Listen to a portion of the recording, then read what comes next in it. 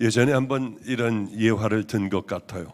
어머니가 이렇게 얘기하실 때에 저 이제 충청도에서 대학을 다니다가 결혼을 해가지고 그만 충청도에서 물을 길러 가는데 겨울에 1시간이나 걸린대요.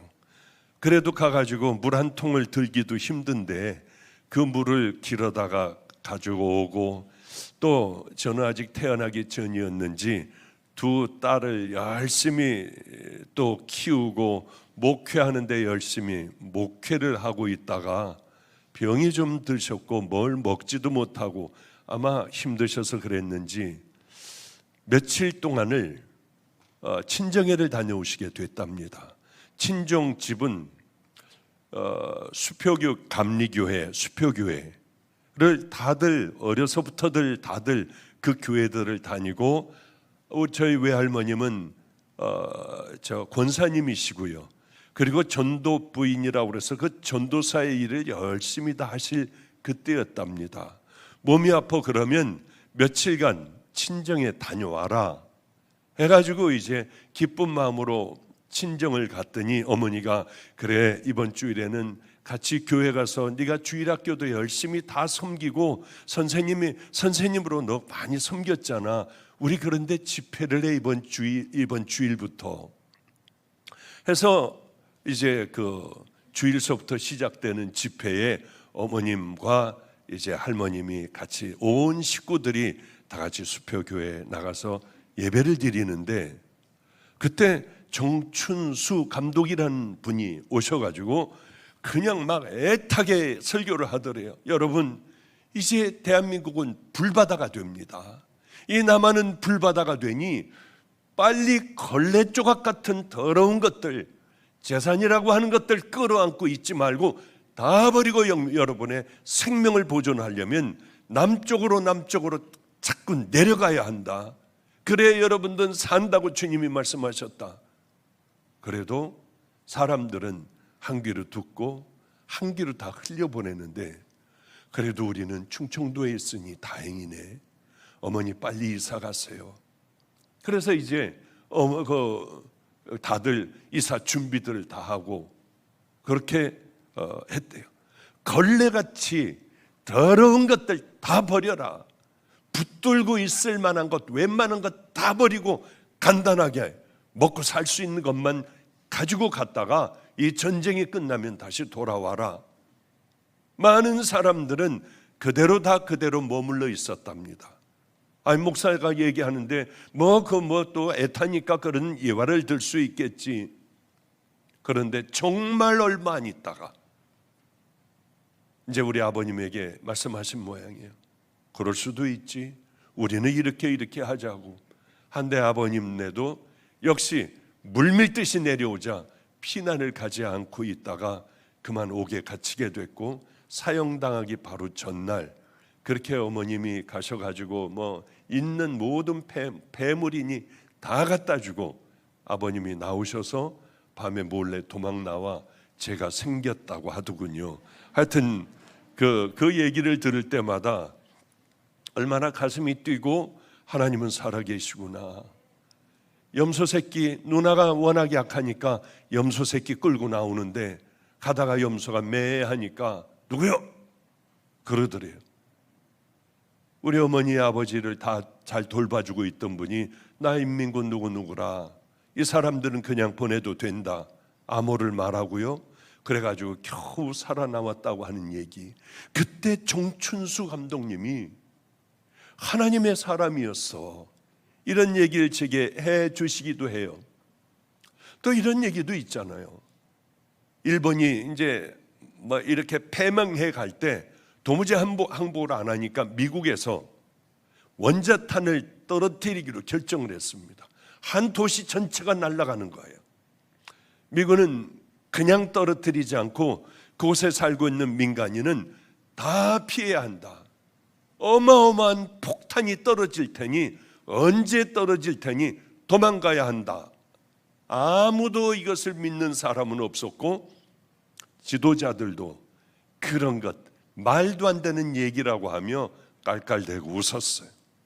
그러나 정작 그날이 되자 도망간 사람, 혹시나 하고 도망간 사람들은 다 살았지만은 그 근방에 있는 사람들까지 평생 핸디캡이 되어가지고 평생 그 자녀를 낳으면은 또 이 선천적 기형이 되어서 나오고 평생을 고통당하며 어마어마한 인구들이 거기서 죽었다고 하는 얘기를 우린 너무나도 잘 알고 있지 않습니까? 소돔과 고모라의 시대와 마찬가지예요. 하나님의 말씀을 농담으로 알아듣는 거예요. 이 시대는 정말 마지막 시대구나, 그런 생각을 합니다. 우리들은요, 꼭 치유되고 우리들의 문제들이 해결되고 감격으로 하나님을 찬양하고, 물론 그것도 중요하지만은 오늘 하나님의 말씀이 우리 심령에 콱 박혀서, 그래 내가 뭐하고 있었지? 화살 맞은 노루새끼처럼 펄쩍 뛰며 깨어나 성도들이 모여있는 그곳, 당연히 우리들이 그곳을 향하여 하나님의 자녀의 인격과 삶과 신앙을 가지고 그 길을 향해 걸어가는 그 길에 합류하시기를 주님의 이름으로 축복합니다. 정말 왜 이렇게 세월이 빨리 흘러가는지 모르겠어요. 그런데 우리가 살아왔던 그저 이 1년간의 삶을 한번 생각해 보죠. 작년 8월, 7월 이때서부터 지금까지 우리는 어떻게 살아왔나? 1년간 우리는 의미 있는 삶을 살아왔나? 정말 아름다운 인생, 하나님 보시기에 너 잘했다 하는 삶을 살아왔나? 아니면 그저 먹고 자고 그저 그런 일들 그럭저럭 지내왔나? 이대로 나는 괜찮나? 그래 1년 동안 이렇게 해왔고 10년 동안 이렇게 살아왔는데 앞으로 내가 동일하게 이렇게 살아갈 텐데, 이렇게 살아가다 내 인생이 끝나면 주님은 내게 뭐라 하실까? 그런 것들을 생각하는 것은 축복 중에도 가장 큰 축복이라고 생각을 합니다. 이게 안 되겠구나. 오늘도 수도 없는 많은 사람들이 설교를 듣고 이거 안 되겠구나 깨어 다시 귀한 신앙인의 삶, 천국 가는 믿음의 백성들이 당연히 가야 하는 그 삶을 간다면 얼마나 행복하겠습니까? 그런데 우리는 벌써 연초에 어떤 결단을 합니까? 나는 이번서부터는 정말 늦게 예배를 드리지 않고 일찍 예배에 자제해 갈 거야. 나는 하루에 기도를 이렇게 아침에 30분, 저녁 때 30분은 할 거야. 성경은 나 하루에 이만큼 봐 1년에는 딱 끝내버릴 거야. 나는 이런 선교도 다녀올 거고 전도도 할 거고. 아니 얼마나 많은 결단들을 합니까? 그러나 지금쯤 되면 마음의 결단들도 풀어지고 다시 강력하게 이끄는, 우리를 천국을 향해 걸어가지 못하도록, 거룩한 길을 걸어가지 못하도록 거듭나고 날마다 변화되는 인격이 달라지는 하나님의 기쁨이 되는 그 길을 걸어가지 못하도록 강력하게 이끄는 본성이라는 게 있는 거예요. 못 가게 하는 거예요. 그러니까 바쁘기 때문에 이랬고, 몸이 아프기 때문에 저랬고, 뭐 때문에 이렇고, 그러다 보니 늘 우리는 다람쥐가 쳇바퀴 돌듯이 늘 돌며 그 삶을 살아가는, 어쩌면 우리 스스로 생각하기에 비참한 이런 삶을 살아가지 않겠습니까? 그래요. 올해 가기 전에 저는 좀 해야 할 것들이 있다. 올해 초에요. 나름대로 결심을 했습니다. 어떤 거를 결심을 했느냐 하면, 그래 케냐에 전도자들을 세워야겠다. 전도자들, 거기에 있는 그 종족들로 하여금 잘 키워내서, 이 사람들이 이제 북쪽은 우리가 어느 정도 뚫어놨으니 동서로 어마어마하게 넓거든요. 동서로 쫙 그 사람들을 심으며 교회들을 만들며 이 사람들을 거듭나고 변화되며 정말 리얼 크리스찬으로 만들어야겠다. 삶조차도 하나님의 말씀대로 철저하게 살아가려고 하는 그 사람들로 만들어 가야겠다 하며 그것들이 시작이 벌써 됐어요. 또 마사빗이라고 하는 곳에 가봤더니 이 장님 아이들이 너무 불쌍한 거예요. 남자들이 한 열 몇 명, 17명, 뭐 여자들이 또 몇 명 뭐 이렇게 살아가는데 너무 불쌍한 거예요.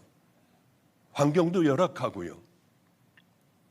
여기에 고아원 하나를 지으면은 참 많은 아이들이 또 들어올 수 있겠다. 눈이 잘못되네, 잘 걷지 못하는 아이들이 한국에서는 이렇게 잘 보살핌을 받지만은 거기서는 어디가 이상한 애 나면은 그냥 버리기도 하고, 또 이렇게 자란 아이들은 전혀 어떠한 인간적인 대우도 못 받고 짐승처럼 살아가는 그 아이들을, 그래 더 많은 아이들을 모으면 어떨까, 거기다 고아원 하나를 지어야겠다 하는 마음의 생각을 가지고 하나님 이걸 이루어지게 해주세요.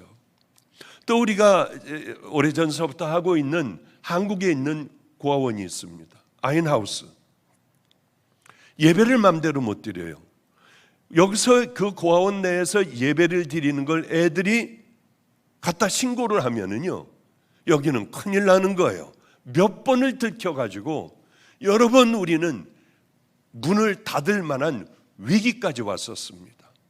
이제는 아이들에게 신앙을 강요할 수가 없어요. 그러면 우리가 왜 그거 합니까? 하나님 없는 다른 데 얼마든지 도와줄 때가 얼마든지 많은데요. 이게 마음이 너무 아프더라고요. 그래서 우리들 같은 거지만은 고아원에 있는 땅을 조금 샀어요. 왜? 교회를 만들려고. 그 안에 교회가 있어야 하잖아요. 얼마나 복잡하고 의심들을 많이 하는지요. 아마 이런 것들이 왔다 갔다 할 때에 뭐 돈들도 왔다 갔다 하고 하는 모양이에요.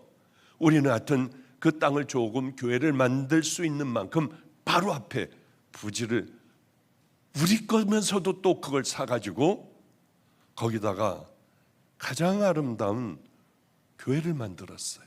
이제 아이들이 마음대로 와서 찬양하고 기도하고, 지금쯤 아마 찬양 애들이 모여 기도하며 마음껏 하나님의 말씀을 듣는 시간들을 지금 가지고 있을 수 있어요. 올해는 하나님 이러이러한 일들이 다 이루어지게 해주세요 하고 열심히 기도했습니다. 또 어떤 것들을 이제 올해 가기 전에 하나를 만들려고 하느냐 하면 성도들의 이름과 가족과 하는 일들, 장사하는 일들이고 무엇이고 다 이렇게 작은 쪽 책자로 만들어 성도들에게 나눠주는 것이 아니라 우리 종들이 붙들고 늘 그걸 붙들고 축복해주고 기도해주고, 병든 자녀들 환우는 따로 만들어서 하면은 우리 손에 들고 주머니에 넣고 다니며 언제나 기도해 줄 수 있겠다. 우리 전 교육자들이 함께 기도해 주자 하는 생각을 했어요. 누구든지 병든 분들은 인터넷으로 우리에게 연락을 하면은 우리 기도팀들이 최선을 다하여 종들이 다 해야겠다는 생각을 했습니다. 근데 어제 이제 그런저런 설교 구상하고 뭐하고 전 집을 나와 있어요. 왜냐하면 목사들은 코로나가 유행하면 100% 걸리더라고요. 우린 그 많은 목회자들 가운데 딱 한 명이 안 걸리고 전체가 다 코로나가 걸렸어요. 요 전번에요. 물론 저도 걸리고요. 왜? 마스크를 벗잖아요. 그리고 에어컨은 이렇게 돌아가지 않습니까? 뭐 틀림없이 걸리는데, 어머니 96세, 아버지 98세인데, 또 저희 함께 지금 잠깐 같이 있는 매형은 미국에서 나와 간 이식을 한 분인데 걸리면 어떻게 되겠나요? 이분들하고 이별을 할 생각을 하니 집에 못 있겠더라고요. 그래서 다른 곳에 지금 머물고 있고, 그저 오늘 이렇게 그냥 좀 푸석푸석한 얼굴로, 집이 아니니까요. 뭐 먹는 게 있겠습니까? 뭐가 있겠습니까? 하여튼 얼른 이 기도원에 와가지고 먹을 거 좀 먹고 이렇게 올라왔습니다. 그러면서 어제 이제 그 공부를 이제 설교 준비를 쭉 이렇게 하는데, 이상하게 목이 아프고 기침이 나고 열이 37도 5분쯤 되는 거예요. 코로나구나, 드디어 또 왔구나. 그래, 오늘은 설교하지 말아야지. 하나님 이것 좀 고쳐주세요. 나가 말씀 전하게 해주세요 하는데 오늘 보니까 또 멀쩡해요. 아프기를 좀 아팠으면 좀 더 잘 텐데 하는데 또 멀쩡해요. 밤을 새 이제 밤에 잠을 못 자며 이것저것 이제 준비를 하고 있는데 저는 아직 영상을 못 봤습니다. 그런 마사비스는 지금 어느 정도 돼 있을까? 아직 내가 가보질 못했는데 교회 한국에 있는 우리 아인하우스 보육원 못 봤는데 그리고 얼른 카톡을 했습니다. 임 목사 여기 이런 거 좀 어떻게 준비할 수 있어? 난 영상이 없는데 예 알겠습니다. 한번 준비해 보겠습니다 하는데 저기 지금 그냥 지나가려고 했는데 영상하고 얼른 트네요. 한번 좀 볼까요? 저도 한번 좀 그것을 계획했던 그것이 이제 어느 정도 이루어졌겠구나 하고 저도 처음 보는 겁니다. 우리 잠깐 영상.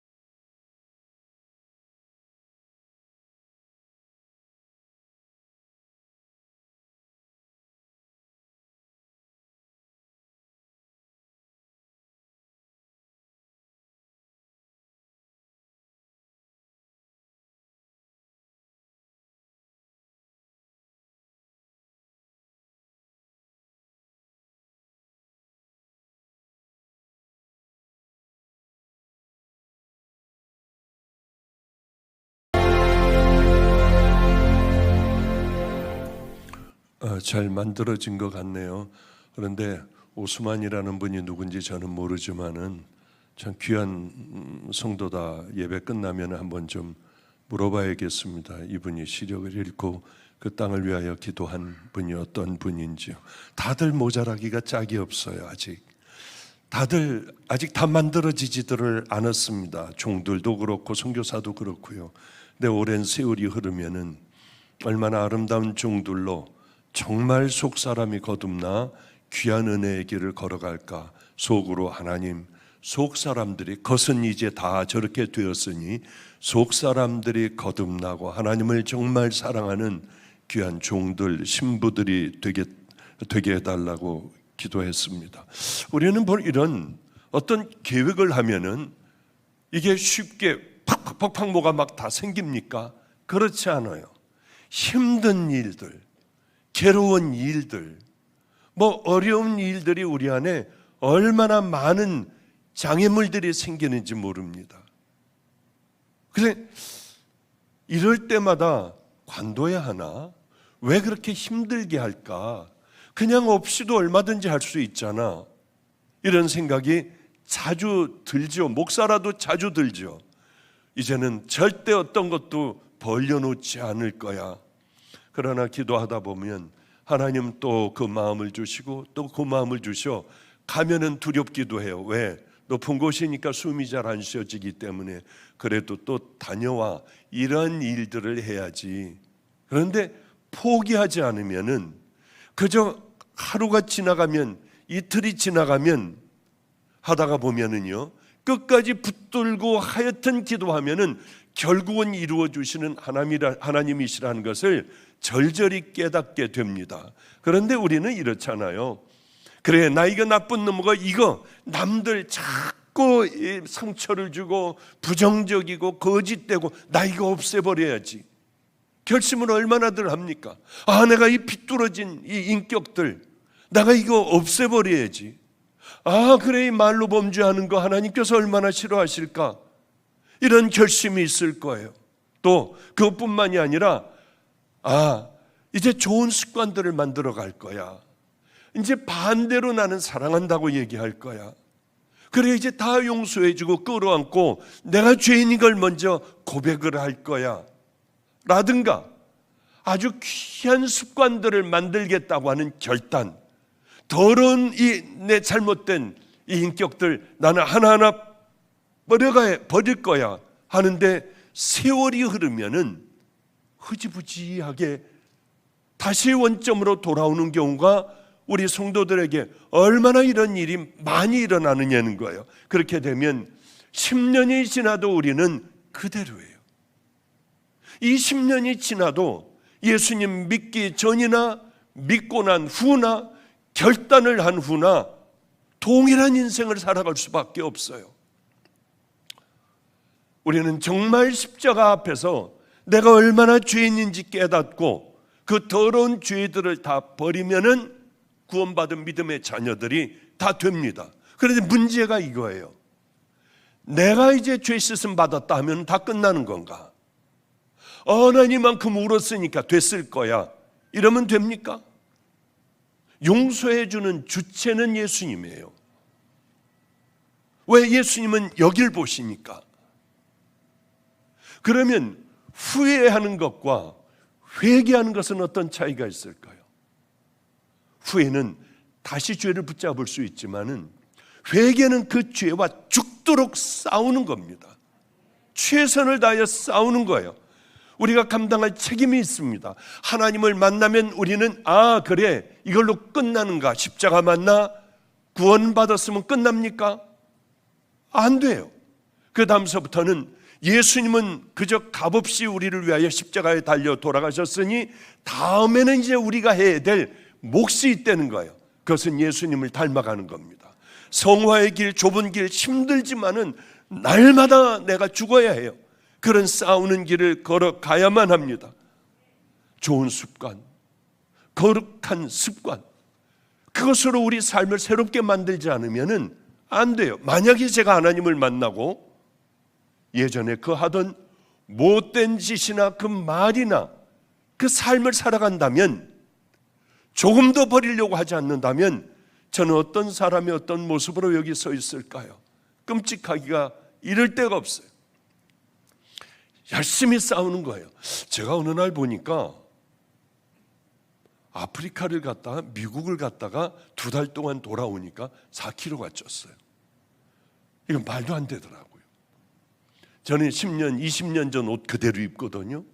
근데 이건 말도 안 되고 이제는 다 끼워가지고 힙어 있는데도 끼고 아주 불편해 죽겠어요. 이걸 어떻게 해야 될까? 성도들이 자꾸 단 것을 사와요. 맛있는 것들 있잖아요. 왜 그런 것들만 사오는지요? 과자서부터 빵이 어디께 맛있고 케이크 어디께 맛있고 최고로 사오니 그걸 자꾸 먹다가 보니까 아프리카 가서 맛있게 해주는 걸 자꾸 꾸역꾸역 먹다가 보니까 4kg나 쪘더라고요. 그 다음서부터 단 것에 이제 습관이 들인 그 단 것을 안 먹기 시작을 했어요. 죽겠더라고요. 눈앞에 가지고 와요. 갖다 쌓아놔요. 그럼 이거 딱 한 개만 먹어야 하는데 이게 그렇게 힘들었어요. 아무것도 아닌 것 같았거든요. 큰 싸움들 싸웠는데 그까지 먹는 거 안 싸우겠습니까? 그런데 이게 엄청나게 힘들더라고요. 왜? 내 몸은 이미 단 것에 습관이 되어 있어 길이 들여져 있는 거예요. 저도 모르게 가가지고 먹는 거예요. 제정신일 땐 괜찮은데요. 오늘도 그랬어요. 자다가 뭐 이렇게 중간에 깨가지고 이게 배가 고픈 거예요. 단 것들이 너무 땡겨. 자다가 일어났는데 오늘도. 그런데 우리 아이가 귤을 이만한 봉지에다 하나를 갖다 왔는데 이렇게 아침에 일어나서 보니까 희미하게 생각은 나요. 오늘 이런 지기랄, 내가 저걸 다 먹었잖아. 봤더니 다 까먹고 그 다음에 천연덕스럽게 자고 일어난 거예요. 그걸 보고 내가 미쳤구나. 여기다 아무것도 갖다 놓지 마. 여러분들도 그런 분들이 있군요. 제정신일 때는 이길 수 있지만은 이게 오락가락하고 잠들려고 할 때는 갖다가 찾아 먹더라고요. 어쨌든 그런 생각을 해요. 신앙이라고 하는 게 뭘까? 믿음이라고 하는 게 뭘까? 하나님의 종이라고 하는 게 우리들은 다 뭘까? 거룩한 습관을 들여나가는 게 믿음이겠구나. 귀한 이게 아름다운 습관이겠구나. 습관을 우리들은 하나님 기뻐하시는 습관을 우리 몸으로 익혀나가는 것, 하나하나 익혀나가는 것, 생각하는 것, 말하는 것들, 우리들의 삶들, 일상생활을 거룩하게 만들어가면 얼마나 귀한 믿음의 자녀들이 될까. 맞다.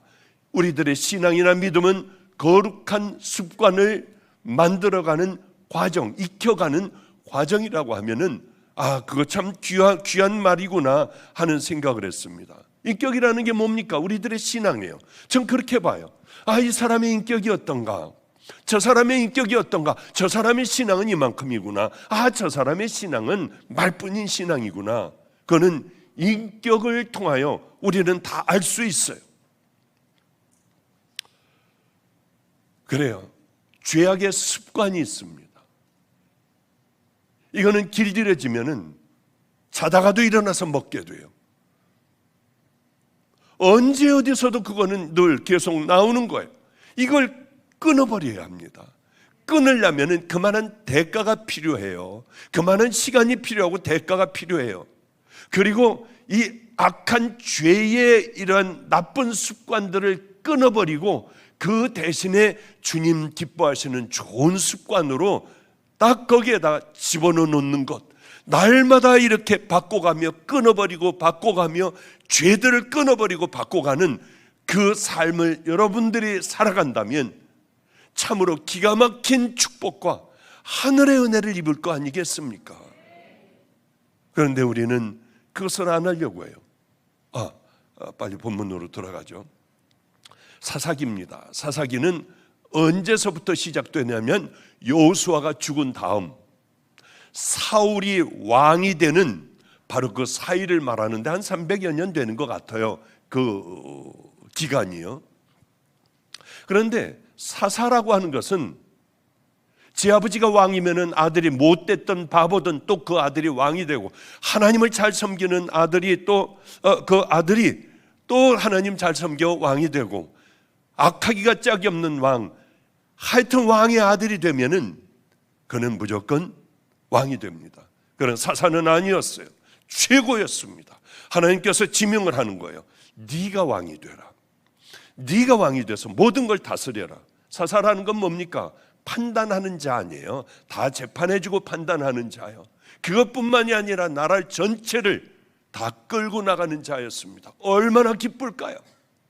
그러면 생명을 다해 믿음의 길을 걸어가고, 주님께서 그래 삭도를 머리에 대면은 안 돼, 부정한 건 만지지 마, 너는 독주 마시지 마 하면은 당연히 마시지 않고, 이게 내가 사사가 됐네, 귀한 그 은혜 받고 그저 그 길을 걸어가면 되지 않습니까?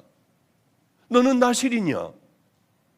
얼마나 행복하겠습니까? 너는 이제 이스라엘을 다스릴 귀한 사사야.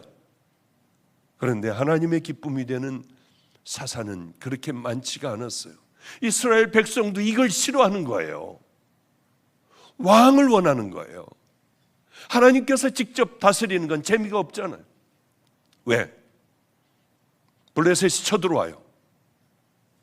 그럼 좀 칼도 준비하고 창도 준비하고 군사들이 으쌰으쌰 하고 나가고 왕은 하얀 말 100마를 타고 질주를 하면서 이제 그들과 싸워야 하는데, 아니 적군들이 쳐들어오면 다 같이 우리 주여 삼창하고 기도합시다. 주여 주여 하고 오나노나 눈을 뜨고 보기도 하고요. 이거 얼마나 답답합니까? 그러니 이스라엘 백성들은 우린 그런 것 말고 왕을 달라고 그랬어요. 그런데 사사시대의 특징이 있습니다. 하나님께서 너는 사사야, 너는 이제 사사야, 특징이 있는데 가장 악한 세월을 들이라는 거죠. 이게 하나님께서 귀하게 세워주신 그 사사의 뜻을 따라 백성들이 순종하고 그저 하나님 말씀에 절대 복종하면 되는데 도덕적으로 타락하고 음란하기가 짝이 없고 하나님께서 가장 싫어하는 바알 아세라 신들을 섬기며 온 백성들이 하나님에게 외면하고 살아가던 시절이 바로 사사 시절이었습니다. 한 사사시대가 한 300년 되나요? 100년간의 전쟁을 해요. 끌려 잡혀가 종노릇하고요. 그런데도 그들은 또 하나님 앞에 부르짖으면 하나님은 한 사사를 또 내서 그로 하여금 전쟁에 나가 이겨 풀려나가게 해주세요. 조금 있으면 그들은 또 범죄를 하고요. 마치 우리하고 똑같습니다. 왜 안 하려고 하는데 정신 차려보면 귤을 먹고 있는지요. 이제는 다시는 죄길에 들어서지 않겠다고 하는데 아무 생각 없이 가다가 보면은 나는 또 넘어져 있는 거예요. 이거 어떻게 할까? 이런 악순환이 계속되는 거예요. 그게 성도의 생애 같아요. 우리는 여기서 빠져나와야 합니다. 이 사슬을 끊어버려야만 해요. 그리고는 하나님이 기뻐하시는 그걸로 대체하는 작업을 우린 늘 하며 살아가다 보면은 여러분의 기도가 하나님의 기적이 다른 사람들이 이해하지 못하는 그런 일들이 우리 주변에 말도 안 되는 일들이 일어나기 시작을 한다고 하는 거죠. 저는 이름도 없는 자였어요. 길거리에 버려진 사람들하고 사는, 먹을 것이 없어 일주일 굶는 것, 그래 금식이야 이거, 그러며 그 시간에 기도 많이 했던 것 같아요. 딱이 한 대 맞으면 여러분 교회 안 나올 거려 아마? 근데 얼마나 모욕을 많이 당하고 매도 맞았는지요. 근데 그때요, 어떻게 이러실 수가 있어요? 그런 적이 없는 것 같아요. 난 맞아야 해. 내가 얼마나 음란했어. 내가 얼마나 더러웠어. 그래, 하나님, 예전에 지었던 모든 죄에 매맞는 걸로 그래도 죄가 가려진다면 더 매맞아도 괜찮아요. 더 굶어도 괜찮아요. 당연해요. 뭐 이런 생각을 가졌었어요. 때로는 괴로움도 있었지 왜 때로는 흔들리기도 많이 했죠. 그러나 많은 시간을 그렇게 보내다가 보니까 어느 날 터널을 지나는데요, 이제 다 왔네, 저 밖이 훤하네, 왜 자꾸 이런 생각이 들까? 그런 생각을 했어요. 다른 사람들은 저거 이단이야 하지만은, 그래, 이제 주님께서 왜 나를 들어 쓰신다고 하지? 그럼 내 인생은 어떻게 되는 거지 앞으로? 그리고 인천으로 왔어요. 그리고 이리저리 마가의 다락방도 다 세워지고, 그리고 저는 여기까지 오게 되었어요. 많은 사람들이 치유가 되더라고요. 저는 그 사람들이 와가지고 내가 암이 났어요, 뭘 쏟았어요, 어떻게 됐어요? 저는 뭐라고 그랬나요? 설교할 때 늘 그 얘기 하잖아요. 그런 사람들이 많이 내게 와서 그 얘기를 하니까 교만해지기 시작을 해요. 정말 내가 기도해서 그런가? 다 말은 하나님이 하셨다고 하는데 다시는 내 앞에 그런 얘기 하지 말아라. 낫다거나 회복됐다거나 뭐가 풀렸다거나 내 앞에 와가지고 그 얘기하면 당신들은 다시 재발할 거다. 그게 싸움인 거예요. 어느 교회 갔더니 사람들이 막 넘어져요. 그냥 도미노같이 쓰러지더라고요. 그 다음서부터 거기 담임 목사님이 저를 예수님 모시듯이, 저는 한 게 아무것도 없거든요. 그날서부터 기도했어요. 한 명이라도 또 쓰러진다면 저는 절대로 사람들 머리에 손을 얹지 않을 거예요. 왜? 주님, 저 이렇게 망가지기 싫어요. 이렇게 버려지기 싫어요. 기도원에 와서도 얼마나 그랬는지요. 여러분, 정신 똑똑히 차리고 서 있으라고, 넘어지지 말라고. 넘어졌다가 회개를 하고 내가 천국 지옥을 본다고 하면 오케이. 그러나 다리에 힘이 풀려 그냥 자빠졌다 툭툭 털고 일어나는 건 무슨 소용이 있냐는 거예요. 이런 싸움을 하지 않으면은 나도 모르게 교만에 빠지게 되고요. 뭐가 그런 것 같아지고 그러더라고요. 지금은 아무도 몰라요. 그러나 어떤 사람은 와 그냥 제 발을 붙들고 펑펑 울다가 가요. 왜 이러세요? 하고 발 빼려고 해도 안 놔줘요. 왜 이러세요? 목사님, 거기 제 얼굴 쳐다보다 말 못하겠어요. 제발 될까봐 말 못하겠어요. 예, 알았어요. 얼른 가세요. 이런 싸움이 힘든다고 하는 거죠. 왜? 저는 악한 자이기 때문에 언제나 저도 방심하면 끌어다가 옛날로 돌아가게 하는데 어떻게 해요? 이스라엘 자손이 여호와 목전의 악을 행하여 자기들이 하나님 여호와를 잊어버리고 바알들과 아세다를 섬긴지라. 다시 또 우상 숭배했다가 그러면은 메소포타미아 왕 구산 리사다임을 통하여 징계를 하세요. 하나님은 왜 이스라엘을 이렇게 징계하실까요? 사랑하기 때문에 그런 거예요. 사랑하기 때문에. 사랑받는 자들은 다 징계를 받아요. 똑똑히 정신 차리라고요. 아니, 이 같은 패밀리 가운데에 어려움이 있으면은 죽을 것 같은 거예요. 죽을 것 같은 거. 한 번은 필그림교회 김영성 목사가 저에게 얼마 전에 왔어요. 목사님, 저 죽을 것 같아요. 현실같이 느껴지지가 않고 이게 현실적이지 않은 것 같이 느껴져요. 왜냐하면 아이를 늙음하게 임신을 했습니다. 늙음하게가 아니라 늦음하게. 부인이 아마 42, 3살 됐을 거요. 하여튼 나이가 이런데 제가 예전에 우리 전부 주변에 있는 목사들을 불러 모아놓고 애들이 2명 이상이면은 너희들 목회에 방해가 되니까 그냥 둘까지만 낳고 이제 다 낳지 마. 너 둘 낳지? 돈 씌워가지고 가서 수술해. 너 둘이지? 수술해. 야, 주의 일을 향해 걸어갈 때 애들이 많으면은 이거 보느라고 신경 쓰이지 않니? 그러니까 그렇게 해. 그래가지고 웬만한 목사들은 다 돈을 줬어요. 그때 아마 김영성 목사도 받았을 거예요. 그런데 임신을 했대요. 저 깜짝 놀랐어요. 쟤도 분명히 했는데. 너 수술 안 했어 그때? 안 했습니다. 왜 안 했어? 야단을 쳤어요. 왜냐하면 애가 지적 장애를 임신을 했다는 거예요. 그러니 이거 어떻겠어요? 그러면 그 집안이 어떻게 돼? 무슨 목회를 해요? 죽어라고 기도했어요. 기도밖에 더 있나요? 하나님, 날 데려가세요. 괜찮아요. 잘 살려주세요. 끊어지는 마음으로, 목이 메어 어쩔 줄 모르는 마음으로 기도하는데요. 기도할 때마다 마음이 편안한 거예요. 기도를 하면 편안해지는 거예요. 그런데 저번 주일날 와가지고, 전전 주일날 와가지고, 목사님, 저 도저히 설교를 못하겠어요. 내가 갈게. 걱정하지만 내가 갈게. 그렇게 가가지고 제가 하면서 이런 설교를 했어요. 본인이 이미 설교를 했대요. 기도해달라고.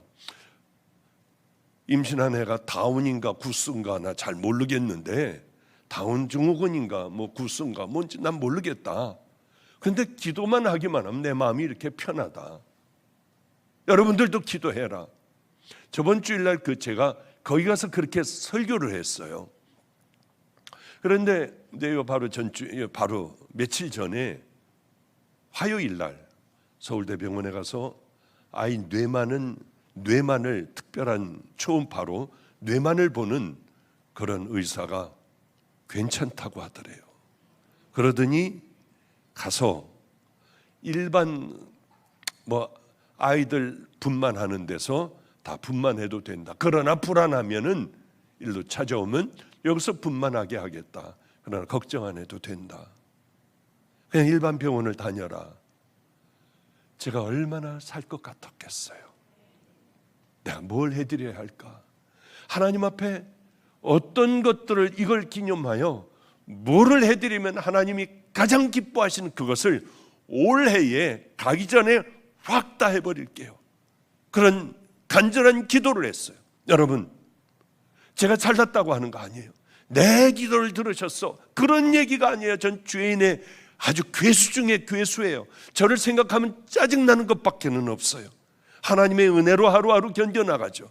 그러나 말이에요, 그러나 우리가 늘 주님 앞에 내가 뭐가 잘못된 줄을 알고 그것과 열심히 싸우며 이 약한 사슬을 끊어버리고 이곳에 하나님께서 기뻐하시는 그것을 집어넣고 또 집어넣고 하며 우리들이 얼마나 싸우는지 주님만이 아세요. 그 주님이 고개를 끄덕거리시는 그 삶이 되어갈 때 우리들의 기도를 들어주시고 우리 삶에 기적이 일어나신다는 거죠. 이걸 모르고 살아가는 사람들이 너무나도 많아요. 하나님께서는 온니엘이라고 하는 사사를 딱 세우셔가지고 그들의 간절한 기도를 들으시고 나가 싸워 다 평정을 해버려요. 이스라엘 자손이 또 여호와의 목전에 악을 행하느니라. 또 이번에는 모압 왕 에글론, 암몬, 아멜렉 한꺼번에 다 연합전선을 펴서 또 쳐들어오는 거예요. 얼마나 힘이 들겠습니까? 또 하나님 앞에 간절하게 기도하기 시작해요. 그런데 보면은 철저하게 회개하고 새롭게 변화되고 정말 이제는 다른 길을 걸어가겠다고 결단을 하면 이게 전화위복이 됩니다. 그런 사람들이 가끔가다 있어요. 그런데 불행하게도 이스라엘은 그러지를 못하는 거예요. 또 죄악에 빠지고 또 죄악에 빠지고 진정한 회개를 하지 않고 빠져나갈 궁리만을 하는 거예요. 하나님 앞에 또 울어요. 가장 중요한 게 뭡니까? 내가 죄인이구나를 알아야 합니다. 그리고 또 우리가 해야 되는 게 뭐예요? 알기만 하면 됩니까? 철저하게 이 마음으로 내가 이런 죄인이구나. 여호와의 말씀에 너희는 이제라도 금식하며 울며 애통하며 마음을 다하여 내게로 돌아오라 하셨나니 너희는 옷을 찢지 말고 마음을 찢고 너희 하나님 여호와께로 돌아올지어다. 요엘이 이렇게 얘기해요. 마음을 찢어라. 옷 찢지 말아라. 죄를 뒤집어 쓰지 말아라. 여기다, 여기야. 요엘 당시 선지자는 뻑하면 옷을 찢어버리고 죄를 갖다 뒤집어 썼어요. 그러면 되는 줄 알았어요. 너희들 죄 뒤집어 쓰고 옷을 찢으며 마음은 무덤덤하지 말고 좀 간절하게 마음을 찢어야 한다. 그 얘기 아니겠습니까? 그 다음에 우리가 해야 될 게 뭐예요? 이제는 의지가 있어야 돼요. 싸워야겠다는 의지가 있어야 돼요. 다시 또 이 죄에 빠지려고 하면은 잘라버리고 여기에 하나님의 귀한 믿음의 행동을 이제 순종의 길을 걸어가는 거죠. 자, 회개라는 게 뭡니까? 하나는 떠나는 거예요. 또 하나는 하나님 앞으로 나아가는 거예요. 이제 말씀을 마치도록 할게요. 그런데 그것을 못하는 사람이 얼마나 많은지요. 밖에 나가 있으면서 인터넷으로 무병장수인가요? 그 오랫동안 100세 사는 건가? 잘은 모르겠는데 그걸 어떻게 틀게 돼서 좀 휴대폰으로 그걸 좀 봤습니다. 봤더니 뭐라고 하느냐면 100세까지 무병장수하려면은 얼마든지 방법이 있대요. 뭐냐면 보통 20-30%는 부모에게 건강한 걸 받는답니다. 지인이 좋아야 하죠. 나머지 60% 정도, 반 이상이 환경과 삶에 의하여 그 사람의 건강이 좌우된대요. 몇 세까지 사는가? 그렇구나. 먹는 것도 건강한 걸 먹고 생각도 바른 생각을 가지고 살아가면은 그러면 우리는 100세까지도 살 수 있겠구나. 오래 사는 게 문제가 아니라 이런 것들을 습관을 들여야겠다 하는 생각을 그걸 보며 했습니다. 먹는 것, 이것을 지금은 싫어하지만은 이것을 먹는 습관을 들여야겠다. 골고루 저것도 먹는 습관을 들여야겠다는 생각을 했어요. 물도 많이 마시고 편안한 마음과 잠도 좀 잘 자려고 해야겠다. 좋은 습관을 만들기는 진짜 어려워요. 그런데 이 좋은 습관을 내 것으로 만들었다 허물어 버리는 것은 바르더라고요.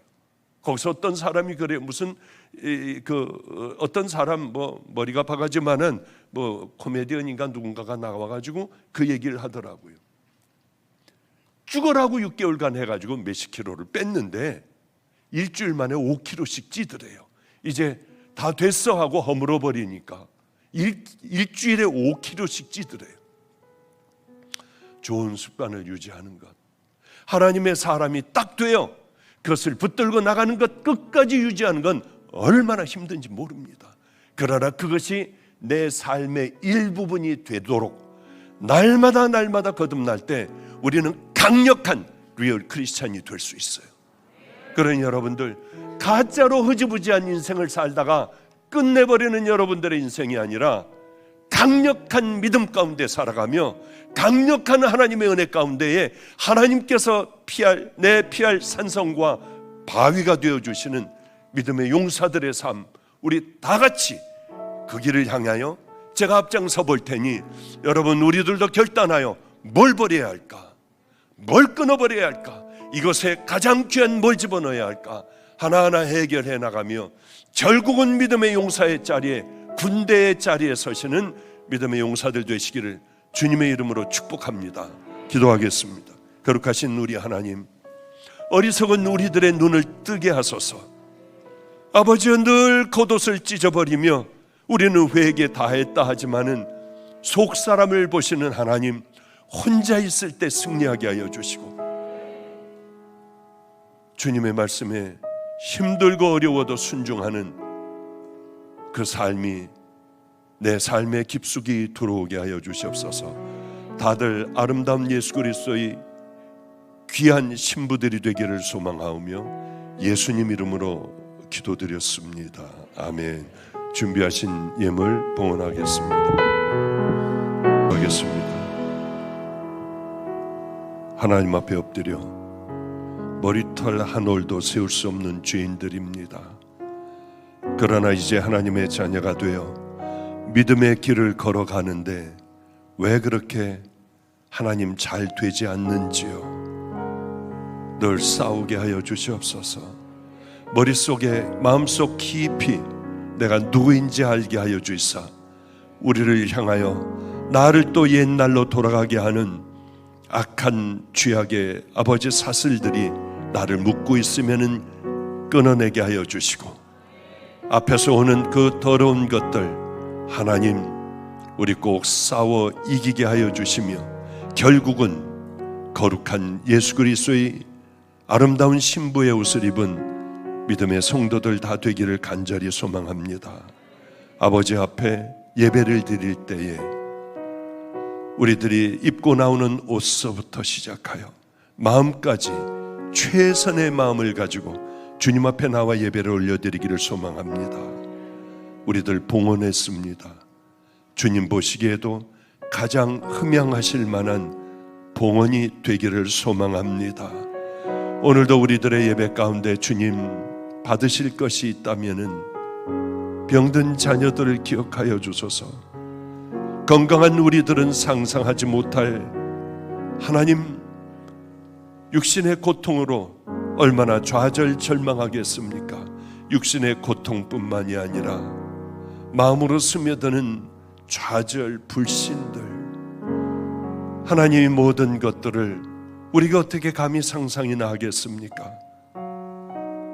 이곳에 앉아있는 병든 자녀들, 예수님 그 피 흘리시는 고난의 손으로 만져주셔서 아버지여 회복되기를 소망합니다.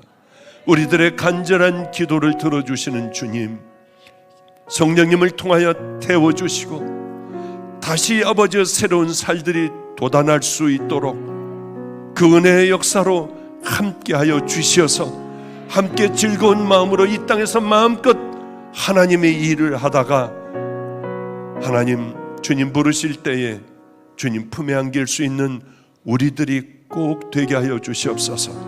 인터넷으로 예배드리고 있는 자녀들도 동일한 축복으로 함께하여 주셔야 합니다.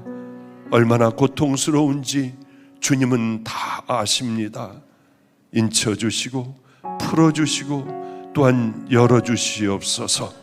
이제는 더럽기가 짝이 없는 우리들, 늘 다시 원점으로 돌아가는 하나님, 이 우리들을 위하여 대속의 십자가를 지시고 죄의 사슬을 끊어놓으시는 우리 구주 예수 그리스도의 은혜와 우리같이 늘 넘어지며 더럽기가 짝이 없는 인생들이 모여 사는 이곳에 가장 귀한 분을 보내주시사 하나님께서 우리를 얼마나 사랑하셨는지 확증하신 하나님의 사랑과 오늘도 깊이 깨닫게 해주시사 작은 싸움부터 결단하는 마음을 주신 성령님의 내주교통 감동하심이 이곳에 모여있는 믿음의 자녀들 머리 위에, 이 자녀들의 자녀들 위에, 인터넷 성도들 위에, 병든 환우들 위에 이제로부터 영원히 함께 하시기를 간절히 축원합나이다.